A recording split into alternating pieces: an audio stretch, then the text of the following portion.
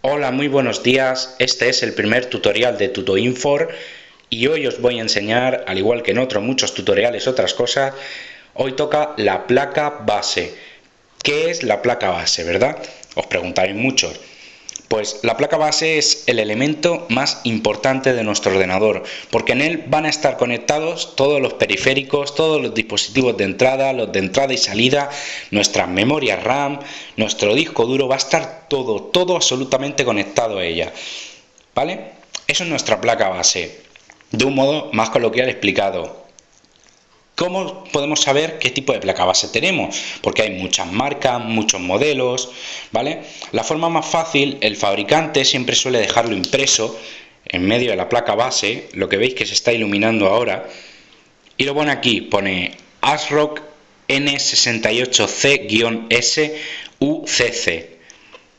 Esa es de hecho la marca y la placa y el modelo de esta placa base. Es una ASRock, ¿vale?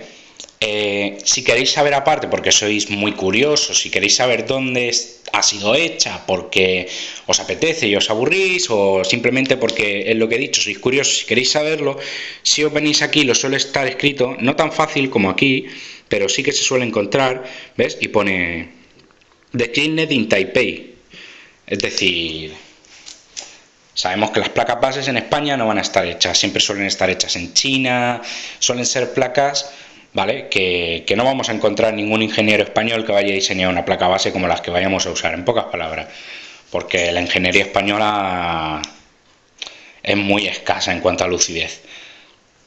Sigamos. ¿Qué podemos encontrar en nuestra placa base, ¿vale? En nuestra placa base podemos encontrar estos conectores que se llaman PCI, ¿vale? Y que aquí es donde conectaremos nosotros nuestra tarjeta gráfica, nuestra tarjeta de vídeo, como se llama, nuestra tarjeta de red, es decir, todos los dispositivos externos que funcionen por PCI se conectarán aquí, ¿vale? Es muy fácil de encontrar. Ahora, últimamente, las placas base así más o menos nuevecillas, ¿vale? Las últimas, están incorporando sobre todo el PCI Express por 16, que es este, ¿vale? Son placas base muy modernas que lo suelen incorporar y que básicamente la función es la misma que la que veis aquí. Es igual, solo que es más pequeño y de tamaño más reducido. Siguiente elemento que nos encontramos si giramos un poquito la vista, la pila. Muy importante la pila. La pila de lo que se encarga es de conservar una configuración de la fecha y de la hora de nuestro ordenador. ¿Qué pasa? Muchas veces nos habrá pasado seguramente que estamos en nuestro ordenador y de repente no sabemos por qué se cambia la hora y se nos cambia el día y a lo mejor estamos a 16 de febrero del 2014 y te dice que es las 2 y 3 de la mañana del 1 de enero del año 1. ¿Por qué? Porque se nos desconfigura la pila. ¿Por qué se nos desconfigura? Porque se acaba, ¿vale? La pila tiene un voltaje de 3,3 voltios, que es como tiene que funcionar con normalidad. Si no funciona así, pues entonces tenemos un problema porque no le llega el voltaje suficiente. ¿Qué hay que hacer? Comprar otra. ¿Qué es lo recomendable? No comprar una del chino, porque aunque nos vaya a costar 60 céntimos la pila, es una pila que normalmente suele durar entre 5, 6, 7, 8 años, incluso más. Entonces, pues si nos cuesta 2 euros una pila, pues yo creo que merece la pena gastarse 2 euros en algo que nos va a durar mínimo 5 años. Vamos, yo creo que es una buena inversión, ¿no? Seguimos por aquí. ¿Qué podemos encontrar si bajamos aquí? Estos conectores azules que estáis viendo aquí, ¿vale? Aunque no se aprecie mucho en el vídeo, se llaman USBs. ¿Y por qué? La placa base, aparte de tiene muchos conectores de USB, ¿vale? Depende de la placa base, habrá más o menos. Pero en este caso, por ejemplo, hay 9 y te lo indica. ¿Ve? USB no se aprecia, pero pone USB 4.5, USB 6.7 y USB 8.9. ¿Qué tendríamos que hacer? Pues nosotros con nuestro conector de USB, la parte que no vemos, que sería la parte que no estamos acostumbrados a conectar, le damos la vuelta, la conectamos y tenemos que encajar los pines, con mucho cuidado siempre de no romper un pin y sobre todo de no doblarlo, porque si doblamos un pin ya no funcionará, ya se rompe el asunto y ya vamos mal, empezamos mal montando el ordenador. ¿vale? ¿Qué es lo siguiente que tenemos que ver? Aunque no se aprecie mucho por aquí, porque lo grabo con el teléfono y la verdad deja mucho que desear, esto de aquí es la cabecera del panel frontal. Aquí se conectan los LED del disco duro, el speaker, se suele conectar también el botón de reset cuando le damos al ordenador. Es decir, es algo muy funcional y hay que saber qué es y hay que saber conectarlo.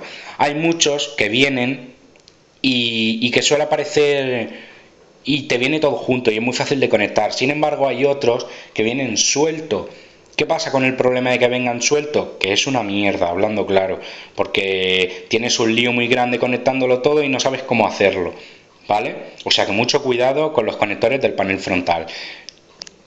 ¿Qué tenemos por aquí? Pues mira, por aquí tenemos la entrada de audio de la placa, ¿vale? Aquí nos indica HD audio 1. Aquí conectaremos pues la entrada de audio que tengamos, ¿vale? Y aquí una cosa muy importante que a mucha gente se le olvida y siempre hay que hacerlo es conectar aquí nuestra entrada de CD, porque lo indica, aunque no se pueda ver, como digo, pero es la entrada de CD1. Esta es nuestra entrada de CD, es imprescindible conectarlo porque si no, no nos va a funcionar para nada nuestro lector o nuestro grabador de CD. Si seguimos un poco la vista y la subimos ligeramente hacia la derecha, encontramos unos conectores SATA en esta placa base, que últimamente los conectores IDE no se suelen utilizar ya. ¿Por qué? Porque las placas modernas utilizan conectores SATA porque son mucho más rápidos en cuanto a transferencia y son mucho mejores, ¿vale? Lo cual no significa que no vayamos a tener conectores IDE. Seguramente si compramos una placa que no sea muy nueva tengamos conectores IDE, pero estos son los conectores SATA, ¿vale? Aquí tenemos que conectar los SATA. Y de la misma forma que ahí tenemos los SATA, si nos venimos aquí, tenemos un conector IDE. Este es un conector IDE. Concretamente, este conector IDE tendría que ir conectado a esta faja IDE, que si os fijáis tiene la peculiaridad de que es azul como el conector, o sea, tienen el mismo color, ¿vale? Podéis ver que la faja no tiene nada raro, no es de otra forma, nada, o sea, es una faja normal, solo que tiene el punto azul, que es lo que hace que cuando tengamos que conectar nuestro IDE, por ejemplo, si nuestro disco duro es IDE y tenemos que conectarlo como primario o como maestro, ¿vale? Tengamos que conectar aquí y conectarle su faja aquí al azul, porque si no, no lo va a reconocer como primario y tendremos un gran problema. ¿De acuerdo? Si seguimos un poquito más a la derecha, llegamos a un punto muy importante también. ¿Qué es esto? Estaréis diciendo, ¿qué narices es esto que sale aquí blanco, que pone aquí ATX Power 1? ¿Esto qué es? Pues esto es muy fácil de entender. Esto es la alimentación que le tiene que dar la fuente a la placa. Este es el cable que va a venir de la fuente de alimentación a la placa. Esto le va a dar energía a absolutamente toda nuestra placa base. Esto es lo que le va a dar energía. Entonces esto es muy importante tenerlo conectado y siempre hacerlo despacito y bien, sin ninguna prisa, sin apretar demasiado porque nos podemos cargar cualquier enchufe, cualquier forma de conectar y entonces será muy difícil volver a arreglarlo. Habría que comprar una nueva o en su defecto, si somos manitas, empezar a buscar otros tutoriales y arreglarlo, y no creo que sea muy conveniente hacerlo, ¿vale? Con un poquito de cuidado podemos conectarlo sin ningún problema. ¿Qué encontramos aquí? Si levantamos un poquito la vista, ¿vale? Podemos encontrar aquí unos conectores un tanto raros, ¿verdad? Demasiado largos, diréis, uy, qué largo que es esto. Pues esto es la memoria RAM. En este caso ya hay pinchada una. Si abrimos las patillitas, veis que tiene una patilla.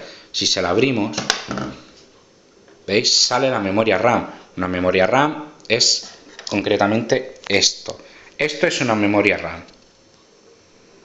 En este caso esta es una Kingston y de 2 GB y funciona de otra forma, ¿vale? La memoria RAM, ¿de qué se encarga este pequeño aparatito? Este amigo nuestro de lo que se va a encargar es de... Aparte es una memoria volátil, ¿vale? Es decir, en el momento en el que nosotros apaguemos el ordenador, la memoria RAM va a eliminar todos los datos que tenga dentro de ella. Por eso es volátil, porque en cuanto deja de fluir electricidad sobre ella, se apaga y lo elimina todo, absolutamente todo lo que haya. sobre ella, ¿vale? ¿Para qué sirve la memoria RAM? La memoria RAM lo que hace es que guarda la información de los programas que vamos a ejecutar, de pequeños archivitos, ¿vale?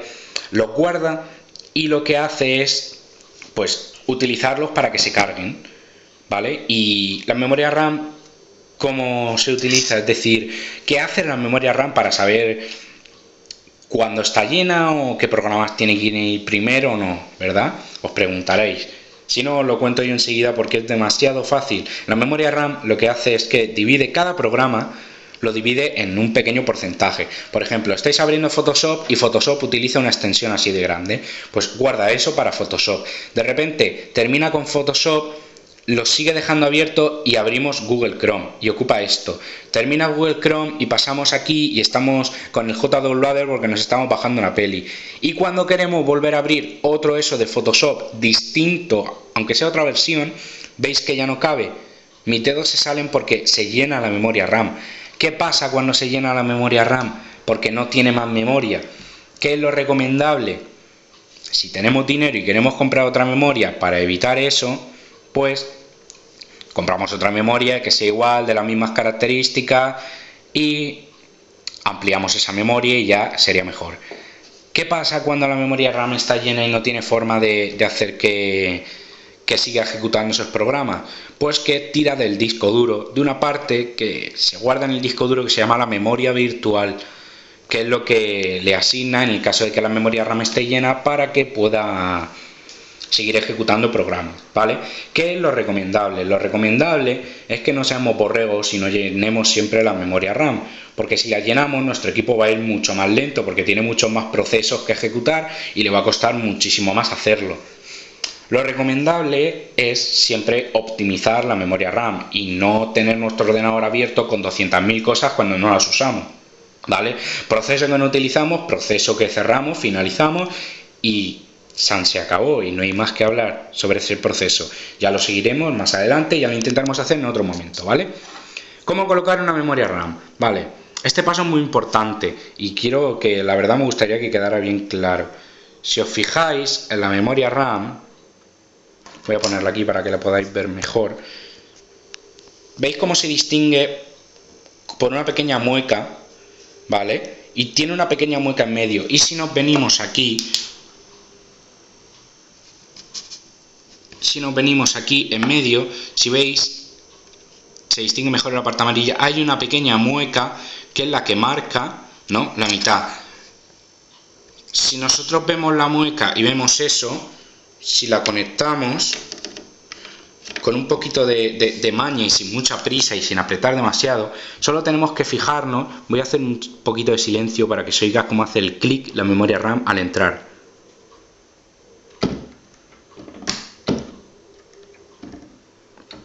Apretamos y fijaros.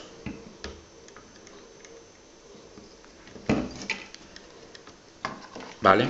Si la vemos por aquí, a ver, que si no, no lo podéis ver bien. Si entramos por aquí, ¿vale?, tendremos ya nuestra entrada. ¿Qué pasa? Que tenemos que estar atentos de que no se nos vaya la memoria, de que no se fastidie.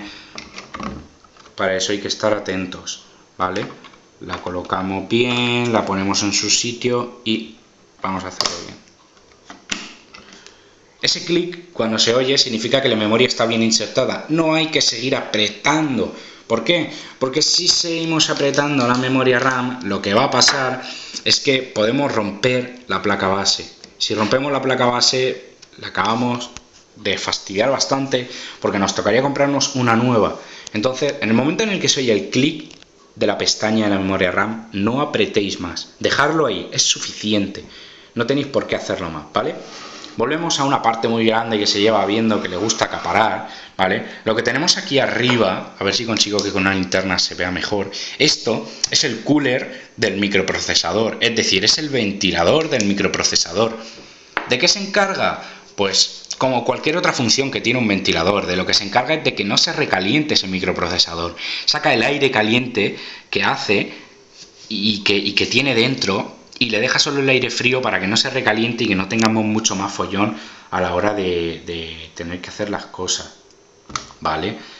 Es muy fácil que se nos recaliente un procesador, y sobre todo teniendo en cuenta que los procesadores de hoy en día hacen 200.000 cosas a la vez y no tienen ningún problema de nada, ¿vale? Os preguntaréis, ¿qué es un procesador? Después de toda la charla que os estoy dando y no sabéis aún qué es un procesador. El procesador es la cabeza del ordenador. Él se va a encargar de iniciar el sistema operativo, o sea, maneja el sistema operativo, lo maneja todo y también hace operaciones. Nuestras operaciones matemáticas que hacemos las hace el microprocesador. O sea, es la cabeza del ordenador. Por eso siempre, la gran mayoría de las veces, es más caro que la placa base, porque es lo que va a pensar por nosotros, ¿vale? Si estamos diciendo que nos estamos comprando un doble núcleo, le estamos diciendo que tiene dos cabezas, ¿vale? Un dual core son dos cabecitas. Un quad core son cuatro cabecitas. Esto no significa que vayamos a tener, por ejemplo, si nos compramos un dual core o un quad core, no significa que los cuatro sean físicos, que los cuatro procesadores sean físicos, no. ¿Vale? Pueden ser lógicos o físicos, pero el caso es que cuanto más procesadores puedas tener, mejor, que obviamente más rápido te funcionará tu ordenador, con mejor situación te podrás encontrar en el caso de que un programa se te vaya se te empiece a colgar y no sepas cómo finalizar ese proceso. Es decir, siempre es recomendable tener algo modesto pero que funcione bien, ¿vale? Por último, para terminar, tenemos aquí unas cositas. A ver, esto de aquí, ¿vale? ¿Qué es esto? Estaréis diciendo. Pues es muy fácil. Seguro que habréis utilizado muchísimas veces algún USB o habréis conectado pues vuestros auriculares y vuestro micrófono para jugar a cualquier videojuego, para hablar por Skype, etc, etc, etc, ¿verdad? Tenemos aquí, por ejemplo, un conector de red, tenemos aquí los USBs, tenemos el conector VGA, tenemos un puerto COM, tenemos nuestro conector de teclado y de ratón. Es una parte muy intuitiva dentro de la placa, es decir, todo esto es lo que nosotros vamos a ver de cara afuera del ordenador, perdón. Fuera del ordenador nosotros vamos a ver esto. Y como esto es lo que vemos, esto es lo que vamos a saber identificar en un ordenador, ¿verdad? Todo el mundo sabe dónde se conecta un teclado y un ratón PS2. También se conectan por USB, ¿vale? La diferencia de un PS2 a un USB, pues que el USB debería funcionar más rápido, funciona más rápido, pero el PS2 no tiene nada malo. Se siguen utilizando muchísimos teclados y muchísimos ratones PS2, ¿vale? ¿Qué tenemos, por ejemplo, si queréis terminar? Dentro de una placa base, ¿vale? También podemos encontrar la BIOS. La BIOS es algo muy importante también que no tenemos que olvidarnos, ¿vale? Porque configura el arranque del sistema operativo. Y tenemos que estar muy atentos siempre a ello, no podemos dejarlo.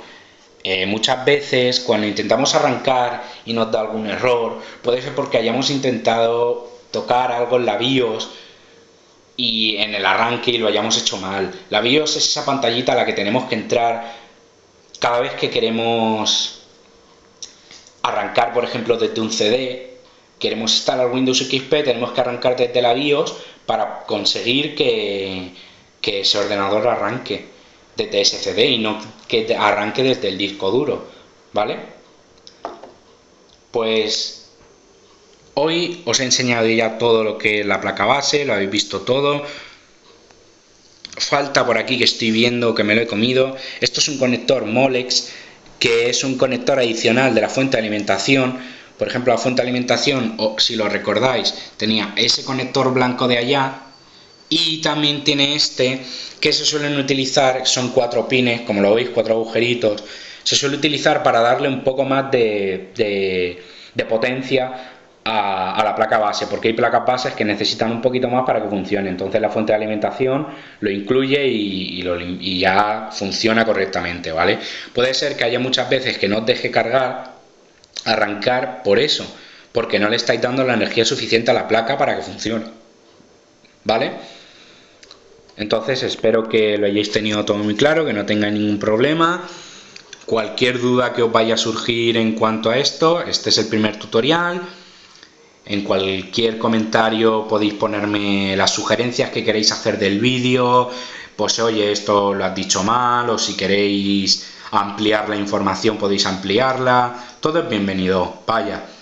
Lo mejor, a mí me gustaría que hicierais también es que fuerais dando vuestra opinión y que me fuerais dando consejos sobre qué os gustaría que supiera. Pues por ejemplo, quiero que me enseñes cómo puentear la fuente de alimentación. Bueno, pues en el siguiente tutorial yo os enseñaré cómo puentear una fuente de alimentación, ¿vale?